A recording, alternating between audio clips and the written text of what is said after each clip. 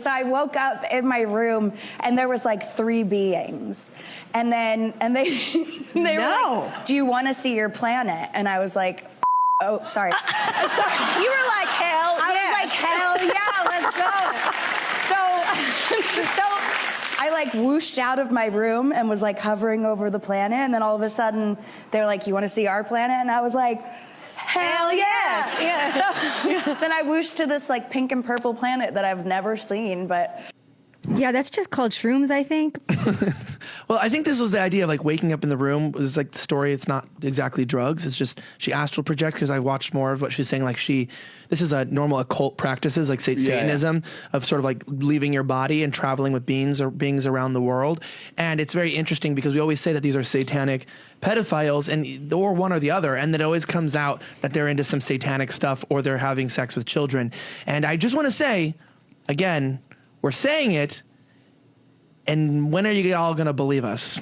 Because there you go. I've said she's satanic for the entire time on the show, and she probably got molested, and I only confirmed one of those. Now wait, so we've moved from transsexual to trans-dimensional, I think is where we're going now, right? So this is a trans-dimensional world that we're moving into? Yes. Okay, all right. Just want to get my pronouns right. But you see that the beings are involved in this. Like there's outside influences. I tell people that spiritual world exists. And that's why even last night on You Are Here, when I was talking to Sydney, and she was saying like, basically like, you know, the way that you view Muslims is the way that atheists view you. And I go, no, because I have more respect for Muslims than atheists, because at least they acknowledge the spiritual world and know there's a higher power that lives. They just have it wrong.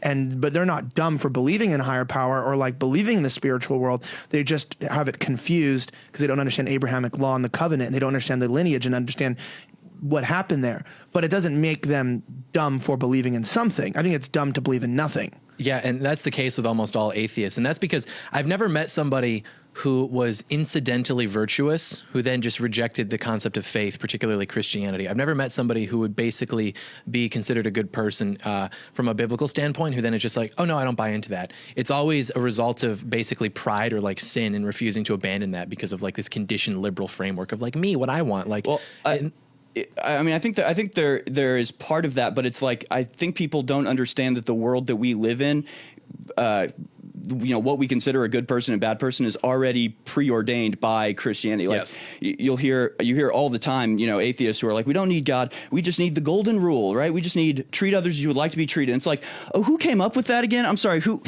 are you quoting when you mention the one rule that all of humanity you think should be the ultimate rule they all live by? Who came up with that? Good point. And they view it as like low status almost to subscribe to those things, because they look at like, you know, this sort of caricature of like an Appalachian redneck who goes to church and they're like, I was doing my Sidney Watson impression. I don't want to believe in that. That's what like dumb people think. And it's like this pride thing. And that's really just the two types of people. And you can see it manifest on the left and the right. Like whether you want to acknowledge that you could be a part of something greater than yourself and to subject yourself to that, or to prioritize nothing except your own self-expression. And if like you are a religious person, you have to accept that, okay, maybe you're not going to be able to pursue all these hedonistic things that you enjoy. And that's like what it is. When people reject the idea of spiritual warfare or the concept of God, it's always because, well, they want to keep watching pornography. They want to keep sitting around. They want to keep being very self-indulgent. They don't want to accept that there are rules to this life that you've been given, because they're just having too much, or well, what they think is fun, but they're actually always miserable people. Yeah, no, but that's what I want to say. Is like that's where again this humor, anti-pill, anti-everything, where it's like people want to be like, haha, she's so crazy. She thinks she sees beings. What? Look at her. She's non-binary. She made up her gender and she made up beings. I'm going, no, actually, I don't think her confusion is because she's crazy. I think because the world is spiritual and people are trying to make us lose our identity and to lose what makes us valuable and what gives us meaning. And I think that beings are real. And I believe that she is seeing something that is not just a hallucination. I believe that she is in contact with, like, why are these hallucinations that we all see always the same thing and the same beings and the same statements? And like, I watched, have you ever watched, I think it's, Sav, you might know this because you watch YouTube videos too, like something like Journeys from a Trip or something from Comedy Central. Do you know what I'm talking about? Mm-hmm. Where they go over like their trips. And it's really interesting because I watch a lot of them, and a lot of people, like, I don't know if you've experienced, like, have you done a lot of hallucinogenics? Have you dabbled in that? What is a lot? I just mean like, have you like casually done like shrooms, acid, dipped, anything like that? Yeah. So it's like, not everybody is like going to see beings and things, but it's kind of interesting. Like, for instance, a lot of people who use mushrooms, not saying every time it's bad, but a lot of people claim they see the devil when they do mushrooms or like demons or a being. That's an interesting thing. On top of that, there are certain drugs too, like when people do like, especially like the 5-MeO versions of like DMT or DIPT or different things, will like see a spiritual being. And an interesting part that I was watching was a lot of these people were actually talking about how, like, at the end of their trip, the conclusion was that I am actually God, and that I am. And I go, if spiritual things didn't exist, why would the beings tell you that you're God? If you don't believe in anything, and they're like, no, I'm a spiritual person.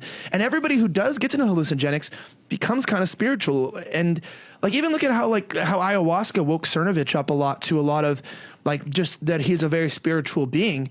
Because we are spiritual, and some things do make us realize that, because we're so catered to the physical world that we forget that there is a spiritual being within us, that we are a spirit and we are a body, we're spirit and flesh, and that there is an important aspect. And sometimes we find that out through making decisions that aren't necessarily good for us in the best way. Not that all hallucinogenics are bad or that every use of them is wrong. It's just that a lot of times we're not using them for the right reasons, or we're using them for whatever.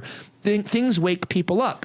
Things do, like, bad experiences, deaths, like bad things are what make people awake to the spiritual experience, because you're going, drug addictions, anything like that, suicides. Like, how many people come to know God after they failed to commit suicide? Like, Self-worship too. That's like literally what Satanism is. I've actually, shameless plug, I have a whole video series coming out on this next week, but it's like, that's what Lucifer said to God. He said, non-serve him. He said, I will not serve. I will not subject myself to your objective order. And that's what it is. It's self-worship. That's why even like the tenets of Satanism, it's not like, oh, you must be evil and kill goats. And so it's like, no, just worship yourself and do whatever feels good and makes you happy, because ultimately that's going to take you away from God's presence, because being in God's presence has framework and guidelines. You have to, do these things and not do these other things. And people just don't want to do that because they want to be hedonists. Yeah, witchcraft and Satanism is really just narcissism with a couple extra steps.